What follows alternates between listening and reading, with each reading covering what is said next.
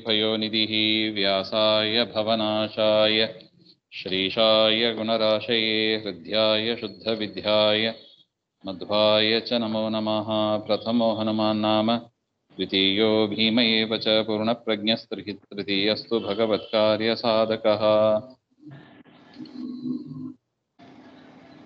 आपादमौलिपर्यन्तं गुरूणामाकृतिं स्मरेत् तेन विघ्नाः प्रणश्यन्ति सिद्ध्यन्ति च मनोरथाः। श्रीगुरुभ्यो नमः।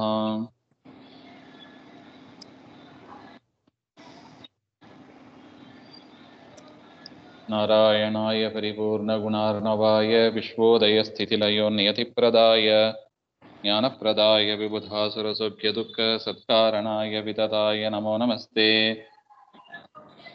नारायणं सुरगुरुं जगदेकनाथं भक्तप्रियं सकललोकनमस्कृतं च त्रैगुण्यवर्जितमजं विपुमाध्यमीशं वन्दे भवघ्नममरासुरसिद्धवन्द्यं।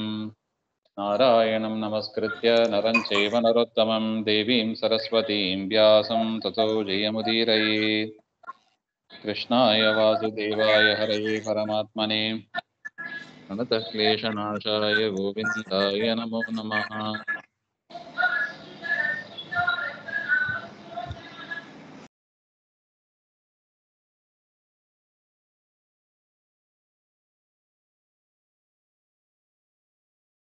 ಶ್ರೀ ಗುರುಭ್ಯೋ ನಮಃ. ಭಗವದ್ಗೀತೆ ಮೊದಲನೇ ಅಧ್ಯಾಯದಲ್ಲಿ 13ನೇ ಶ್ಲೋಕ ನೋಡಿದ್ದೀವಿ. 14ನೇ ಶ್ಲೋಕ. ತತಶ್ವೇತಹೈರ್ಯುಕ್ತೆ ಮಹತಿ ಸ್ಯಂದನೆ ಸ್ಥಿತೌ ಮಾಧವಃ ಪಾಂಡವಶ್ಚೈವ ದಿವ್ಯೌ ಶಂಕೌ ಪ್ರದಧ್ಮತುಃ ಪಾಂಚಜನ್ಯಂ ಋಷಿಕೇಶೋ ದೇವದತ್ತಂ ಧನಂಜಯಃ ಪೌಂಡ್ರಂ ದದ್ಮೌ ಮಹಾಶಂಖಂ ಭೀಮಕರ್ಮಾವೃಕೋದರಃ ಅನಂತವಿಜಯಂ ರಾಜಾ ಕುಂತಿ ಪುತ್ರೋ ಯುಧಿಷ್ಠಿರಃ ನಕುಲಃ ಸಹ ದೇವಶ್ಚ ಸುಘೋಷಮಣಿಪುಷ್ಪಕೌ. ಇಲ್ಲಿ ಪಿತಾಮಹರು ಸಿಂಹನಾದವನ್ನು ಮಾಡಿದರು ಅಂತ ನಾವು ನೋಡಿದ್ದೀವಿ. ಅದಾದ ಮೇಲೆ ಏನಾಯಿತು? ತತಃ ಶಂಖಧ್ವನಾನಂತರಂ, ಶಂಖಧ್ವನಿ ಮಾಡಿದ ಮೇಲೆ ಪಣವಾನಕ ಗೋಮುಖಾಹ, ಅಂದ್ರೆ ಅದೆಲ್ಲ ವಾದ್ಯ ವಿಶೇಷಗಳು. ಪಣವಾನಕ ಗೋಮುಖ ಇವೆಲ್ಲ ವಾದ್ಯ ವಿಶೇಷಗಳು, ಅವೆಲ್ಲ ಒಟ್ಟಿಗೆ ಮೊಳಗಿದವು ಅಂತ ಹೇಳ್ತಾ ಇದ್ದಾರೆ. ತತಃ ಶಂಕಾಶ್ಚ ಭೇರಿಯಶ್ಚ, ಎಲ್ಲರೂ ಕೂಡ ತಮ್ಮ ತಮ್ಮ ಶಂಕ, ಅದು ಚಿಹ್ನೆ, ಅದು ಯುದ್ಧ ಪ್ರಾರಂಭ ಆಗ್ತದೆ ಹಾಗೆ ಅಂದ್ರೆ ಮಂಗಳ ಕಾರ್ಯ, ಅದು ಶಂಖಧ್ವನಿ ಮಾಡೋದುಂಟು. ಬೇರಿವಾದ ಎಲ್ಲವೂ ಆಯ್ತು. ಪಣವಾನಕ ಗೋಮುಖ ಅದೆಲ್ಲ ಒಂದು ವಾದ್ಯ ವಿಶೇಷಗಳು, ಅವೆಲ್ಲವೂ ಕೂಡ ಶಬ್ದ ಮಾಡಿದವು. ಸಹಸೈವ, ಎಲ್ಲ ಶಬ್ದವು ಒಟ್ಟಿಗೆ ಬಂತಂತೆ, ಒಂದಾದ ಮೇಲೆ ಒಂದು ಅಲ್ಲ, ಎಲ್ಲ ಒಟ್ಟಿಗೆ ಶಬ್ದ ಮಾಡಿದವು. ಸಶಬ್ದ ಸ್ತುಮುಲೋ ಅಭವತ್, ಅದು ಆಕಾಶಕ್ಕೆ ಹೋಗಿ ಅದು ಪ್ರತಿಧ್ವನಿಸಿತು ಅಂತ ಹೇಳ್ತಾ ಇದ್ದಾರೆ.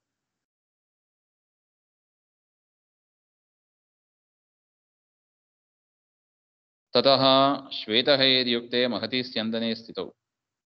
ತದನಂತರ ಬಿಳಿ ಕುದುರೆಗಳಲ್ಲಿ ಅದನ್ನು ಜೋಡಿಸಿದ ರಥದಲ್ಲಿ ಕೃಷ್ಣ ಪರಮಾತ್ಮ ಮತ್ತು ಅರ್ಜುನ ಇಬ್ಬರು ಕೂತಿದ್ದಾರೆ. ಅವರು ಕೂಡ ತಮ್ಮ ತಮ್ಮ ಶಂಖವನ್ನು ಊದಿದರು. ಮಾಧವ ಪಾಂಡವಶ್ಚೈವ ದಿವ್ಯವಾದ ಶಂಖ, ಅವುಗಳನ್ನ ಊದಿದರು. ಪಾಂಚಜನ್ಯಂ ಋಷಿಕೇಶ, ಪರಮಾತ್ಮನ ಶಂಖದ ಹೆಸರು ಪಾಂಚಜನ್ಯ ಅಂತ. ಆ ಪಾಂಚಜನ್ಯ ಶಂಖವನ್ನು ಪರಮಾತ್ಮ ಊದುತ್ತಾನೆ. ದೇವದತ್ತಂ ಧನಂಜಯ, ದೇವದತ್ತ, ಅರ್ಜುನನ ಶಂಖಕ್ಕೆ ದೇವದತ್ತ ಅಂತ ಹೆಸರು. ದೇವತೆಗಳಿಂದ ಕೊಡಲ್ಪಟ್ಟದ್ದು, ಅದರಿಂದ ದೇವದತ್ತ. ಪೌಂಡ್ರನ್ ದದ್ಮೋ ಮಹಾಶಂಖಂ ಭೀಮಕರ್ಮ ವೃಕೋದರ, ಮಹಾಶಂಖ, ದೊಡ್ಡದಾದ ಶಂಖ, ಪೌಂಡ್ರ ಅಂತ ಹೆಸರು. ಅದನ್ನ ವೃಕೋದರ, ಭೀಮಸೇನ ದೇವರು ಅದನ್ನ ಊದಿದರು.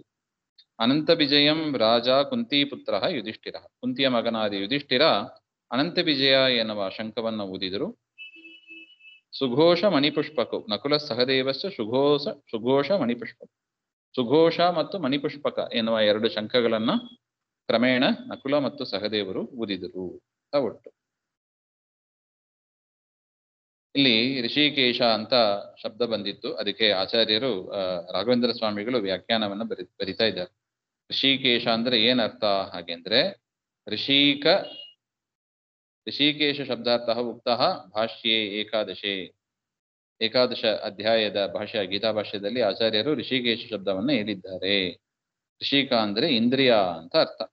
ಇಂದ್ರಿಯಾನಾಂ ಈಶತ್ವಾಚ್ಚ, ಇಂದ್ರಿಯಗಳ ಒಡೆಯನಾಗಿರುವುದರಿಂದ ಪರಮಾತ್ಮನಿಗೆ ಋಷಿಕೇಶ. ಇಂದ್ರಿಯಗಳು ನಾವು ಹೇಳಿದಂಗೆ ಕೇಳೋದಿಲ್ಲ, ಮನಸ್ಸು ಹೇಳಿದಂಗೆ ಕೇಳುತ್ತವೆ. ಮನಸ್ಸು ಕೂಡ ಇಂದ್ರಿಯವೇ.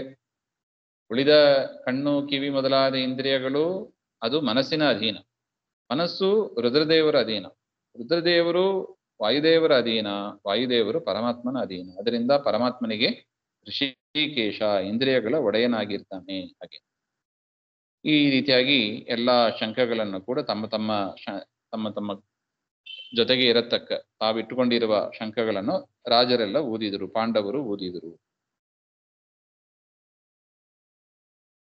ಇದಾದ ಮೇಲೆ ಕಾಶ್ಯಶ್ಚ ಪರಮೇಶ್ವಾಸಃ ಶಿಖಂಡೀಚ ಮಹಾರಥಃ ದೃಷ್ಟದ್ಯುಮ್ನೋ ವಿರಾಟಶ್ಚ ಸಾತ್ಯಕಿಶ್ಚ ಅಪರಾಜಿತಃ ದ್ರುಪದೋ ದ್ರೌಪದೇಯಾಶ್ಚ ಸರ್ವಶಃ ಪೃಥಿವೀಪತೆ ಸೌಭದ್ರಶ್ಚ ಮಹಾಬಾಹು ಶಂಖಾನ್ ದದ್ಮುಃ ಪೃಥಕ್ ಪೃಥಕ್. ಮಹಾಧನುಷ್ಕನಾದ ಕಾಶಿರಾಜ, ಮಹಾರಥನಾದ ಶಿಖಂಡಿ ಮತ್ತು ಅಪರಾಜಿತ ಸಾತ್ಯಕಿ ಇವರೆಲ್ಲರೂ ಕೂಡ ಶಂಖಗಳನ್ನು ಊದಿದರು. ದ್ರುಪದ, ದ್ರೌಪದೇಯಾಶ್ಚ, ದ್ರೌಪದೇಯ ಅಂದ್ರೆ ದ್ರೌಪದಿ ದೇವಿಯ ಮಕ್ಕಳು, ಉಪಪಾಂಡವರು ಅಂತ, ಅವರು ಕೂಡ ಸರ್ವಶಃ ಪೃಥಿವೀಪತೆ, ಪೃಥಿವೀಪತಿಯಾದ ಧೃತರಾಷ್ಟ್ರ, ಇದೆಲ್ಲ ಸಂಜೆ ಹೇಳುವ ಮಾತು. ಎಲ್ಲ ಕಡೆ ಈ ರೀತಿಯಾಗಿ ಶಂಖಧ್ವನಿ ಆಯಿತು ಅಂತ ಹೇಳ್ತಾ ಇದ್ದಾರೆ. ಸೌಭದ್ರಶ್ಚ ಮಹಾಬಹು, ಇನ್ನು ಸುಭದ್ರೆಯ ಮಗನಾದ ಅಭಿಮನ್ಯು, ಅವರು ಕೂಡ ಶಂಖವನ್ನು ಊದಿದರು. ಸಘೋಷೌ ಧಾರ್ತರಾಷ್ಟ್ರಾನಾಂ ಹೃದಯಾನಿ ವ್ಯಧಾರಯತ್, ಆ ಶಬ್ದವನ್ನು ಕೇಳಿಯೇ ದುರ್ಯೋಧನಾದಿಗಳ ಎದೆ ಒಡೆದೋಯ್ತಂತೆ, ಅಷ್ಟು ಜೋರಾಗಿ ಧ್ವನಿ ಬಂದಿತ್ತು. ನಭಶ್ಚ ಪೃಥಿವೀಂ ಚೈವ ತುಮುಲೋ ವ್ಯನುನಾದಯ, ಆಕಾಶಕ್ಕೂ ಭೂಮಿಗೂ ಅದು ಪ್ರತಿಧ್ವನಿಸುತ್ತಾ ಅಷ್ಟು ಜೋರಾಗಿ ಆ ಶಬ್ದ ಇತ್ತು ಅಂತ ಹೇಳ್ತಾ ಇದ್ದಾರೆ. ಅಂದ್ರೆ ಏನು, ಅದ್ಯೇವ ನಷ್ಟಂ ಕುರುಕುಲಮಿತಿ ತ್ವತ್ಪುತ್ರಾಹ ಮೇನಿರೇ ಇತ್ಯರ್ಥ. ಇವತ್ತೇ ಕೌರವ ಕುಲ, ಕುರುಕುಲ ನಾಶ ಆಗುತ್ತದೆ ಅಂತ ದುರ್ಯೋಧನಾದಿಗಳು ತಿಳ್ಕೊಂಡಿದ್ರು, ಹಾಗೆ ಅಂತ ಹೇಳ್ತಾ ಇದ್ದಾರೆ. ಅಥ ವ್ಯವಸ್ಥಿತಾನ್ ದೃಷ್ಟ್ವಾ ಧಾರ್ತರಾಷ್ಟ್ರಾನ್ ಕಪಿಧ್ವಜಃ ಪ್ರವೃತ್ತೆ ಶಸ್ತ್ರ ಸಂಪಾತೆ ಧನುರುದ್ಧಮ್ಯ ಪಾಂಡವಃ.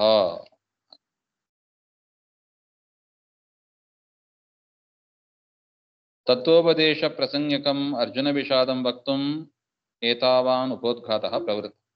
ಇಷ್ಟೆಲ್ಲ ಯಾಕೆ ಹೇಳ್ತಾರೆ ಹಾಗೆಂದ್ರೆ, ಕೃಷ್ಣ ಪರಮಾತ್ಮ ಅರ್ಜುನನಿಗೆ ತತ್ವೋಪದೇಶ ಮಾಡ್ಲಿಕ್ಕೆ ಪ್ರಾರಂಭ ಮಾಡ್ಲಿಕ್ಕಿದ್ದಾನೆ. ಅದಕ್ಕೆ ಉಪೋದ್ಘಾತ ಅಂದರೆ ಒಂದು ಇಂಟ್ರೊಡಕ್ಷನ್ ಆ ರೂಪದಲ್ಲಿ ಈ ವಿಷಯವನ್ನೆಲ್ಲ ಹೇಳ್ತಾ ಇದ್ದಾರೆ. ಈ ರೀತಿಯಾಗಿ ದುರ್ಯೋಧನನ ವ್ಯಾಪಾರ, ಎರಡು ಸೈನ್ಯದಲ್ಲಿ ನಡೆದ ವ್ಯಾಪಾರ, ಅವುಗಳನ್ನು ಹೇಳಿ ಇನ್ನು ಮುಂದೆ ಅರ್ಜುನನ ವ್ಯಾಪಾರ, ಅರ್ಜುನ ಏನ್ ಮಾಡಿದ ಹಾಗೆಂಬುದನ್ನ ಹೇಳ್ತಾ ಇದ್ದಾರೆ.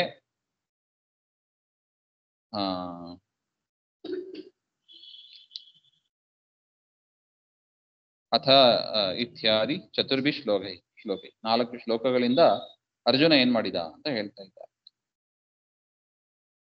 ಅಥ ಅನಂತರಂ ಕಪಿಧ್ವಜಃ ಅರ್ಜುನಃ ವ್ಯವಸ್ಥಿತಾನ್ ಯುದ್ಧೇ ಕೃತನಿಶ್ಚಯಾನ್ ದೃಷ್ಟ್ವಾ ಶಸ್ತ್ರ ಸಂಪಾದೆ ಶಸ್ತ್ರಪ್ರಹರಣೆ ಪ್ರವೃತ್ತೆ ಪ್ರವರ್ತಿತಮುದ್ಯುಕ್ತೆ ಸತಿ ತದಾ ಶಸ್ತ್ರ ಸಂಪ್ರಾಪ್ತ ಕಾಲೇ ಇದಂ ವಕ್ಷ್ಯಮಾನಂ ವಾಕ್ಯಂ ಆಹ ಇತ್ಯನ್ವಯಃ. ಯುದ್ಧ ಮಾಡುವುದಕ್ಕೆ ನಿಶ್ಚಯ ಮಾಡಿಕೊಂಡು ಅದಕ್ಕಾಗಿ ಸೇರಿದ್ದ ಆ ಜನರನ್ನೆಲ್ಲ ಅರ್ಜುನ ನೋಡ್ತಾನೆ. ನೋಡಿ ಋಷಿಕೇಶಂ ತದಾ ವಾಕ್ಯಂ ಇದಮಾಹ, ಋಷಿಕೇಶನಾದ ಕೃಷ್ಣ ಪರಮಾತ್ಮನ ಹತ್ರ ಈ ವಾಕ್ಯಗಳನ್ನೆಲ್ಲ ಹೇಳ್ತಾನೆ. ಏನ್ ಹೇಳಿದ ಅರ್ಜುನ? ಅರ್ಜುನ ಉವಾಚ ಸೇನೆಯೋರುಭಯೋರ್ಮಧ್ಯೆ ರಥಂ ಸ್ಥಾಪಯ ಮೇ ಅಚ್ಯುತ ಯಾವದೇತಾನ್ ನಿರೀಕ್ಷೇಹಂ ಯೋದ್ಧುಕಾಮಾನ್ ಅವಸ್ಥಿತಾನ್ ಕೈರ್ಮಯಾ ಸಹ ಯೋದ್ಧವ್ಯಂ ಅಸ್ಮಿನ್ ರಣ ಸಮುದ್ಯಮೆ ಯೋತ್ಸ್ಯಮಾನಾನ್ ಅವೇಕ್ಷೇಹಂ ಯಯೇತೆ ಅತ್ರ ಸಮಾಗತಾಃ ಧಾರ್ತರಾಷ್ಟ್ರಸ್ಯ ದುರ್ಬುದ್ಧೇಃ ಯುದ್ಧೇ ಪ್ರಿಯಚಿಕೀರ್ಷವಃ. ಅರ್ಜುನ ಹೇಳುವ ಮಾತು, ಸೇನೆಯೋರುಭಯೋರ್ ಮಧ್ಯೆ ಮೇ ರಥಂ ಸ್ಥಾಪಯ. ಕೃಷ್ಣ, ಎರಡು ಸೈನ್ಯದ ಮಧ್ಯದಲ್ಲಿ ನನ್ನ ಈ ರಥವನ್ನ ನಿಲ್ಲಿಸು. ಅಂದ್ರೆ ಮೇ ರಥಂ ಅಂತ ಹೇಳಿದ್ದರಿಂದ ಅರ್ಜುನನಿಗೆ ಸ್ವಲ್ಪ ಸ್ವಾರ್ಥ ಬುದ್ಧಿ ಬಂದಿತ್ತು. ಯಾಕೆ? ನನ್ನ ರಥ ಅಂದ್ರೆ ಕೃಷ್ಣನನ್ನ ಅದೊಂದು ಸಾಮಾನ್ಯ ಸಾರಥಿಯಂತೆ ನೋಡಿದ ಎಂಬ ಒಂದು ಭಾವನೆ ಇಲ್ಲಿ ಕಂಡು ಬರ್ತಾ ಇದೆ. ಅದು ಅಜ್ಞಾನ ವಶದಿಂದ ಆಗಿರತಕ್ಕದ್ದು. ಯದ್ಯಪಿ ಅರ್ಜುನ ಉತ್ತಮ ಅಧಿಕಾರಿ, ಆದರೂ ಕೂಡ ಜ್ಞಾನದ ತಿರೋಧಾನ ಆಗಿತ್ತು. ಆ ಅಪರೋಕ್ಷ ಜ್ಞಾನ ಮತ್ತು ಅವುಗಳ ತಿರೋಧಾನ, ಕೃಷ್ಣ ಯಾರು ಎನ್ನುವ ಜ್ಞಾನ ತಿರೋಧಾನ ಆಗಿತ್ತು. ಅದರಿಂದ ಇಂತಹ ಮಾತುಗಳನ್ನ ಆಡುತ್ತಾನೆ.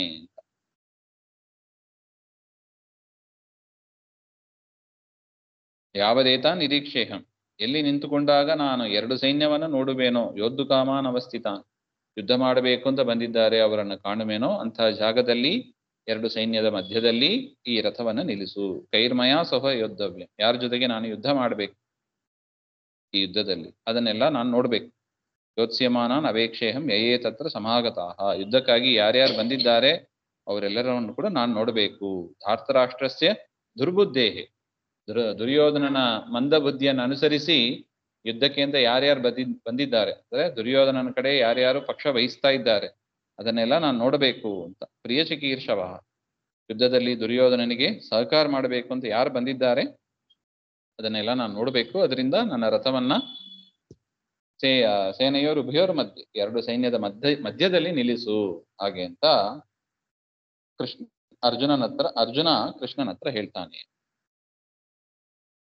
ಅದಾದ ಮೇಲೆ ಮುಂದೆ ಏನಾಯ್ತು ಎಂಬ ಅದನ್ನ ಮತ್ತೆ ನೋಡೋಣ. ಶ್ರೀಮಧ್ವಾಂತರ್ಗತ ಶ್ರೀ ಕೃಷ್ಣ ಅರ್ಪಣಮಸ್ತು. ಶ್ರೀ ಹರೇ ನಮಃ.